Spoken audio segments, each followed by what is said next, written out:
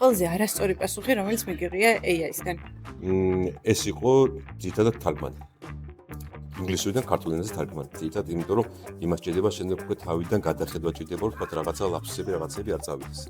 ჩვენ ვაკეთებდით კონკრეტულ ორგანიზაციებზე კვლევას და როდესაც ხელოვნურ ინტელექტს დავავალე, რომ ზოგადი ინფორმაცია მოეძიებინა, ვერ იპოვა, მაგრამ თავისით მოგონება დაიწყო მაგ ინფორმაციის, რამაც მიანი ჩვენი ანგარიში აბსოლუტურად შეცდომად აქცია და მე ხელით მოგვიწია ამ ყოველთვის გამოსწორება. However, დაეწერა SPSS-ის სინტაქსის სკრიპტი და დამიწერა Python-ის, ანუ R-ის პროგრამის სინტაქსის სკრიპტი და შეეშალა. კიბერუსაფრთხოებასთან დაკავშირებული გარჩევები, რომელიც სულად არ არის თქვათ ბომბე სამი. ქართულ ლიტერატურაში არის ძალიან სუსტი. ერთხელ მახსოვს მინდოდა გახსენება ჯიუმა რო იყო ფრანგი მწერალი, მაგისი შვილიჩხომწერალი იყო და იმისი სახელის გახსენება მინდოდა და GPT-ს ვკითხე და მითხრა რომ ეს ძალიან ცნობილი რუსი მწერალი ალექსანდრ ჯიუმა იყო და რასთან დაკავშირებით გაარუსავირი.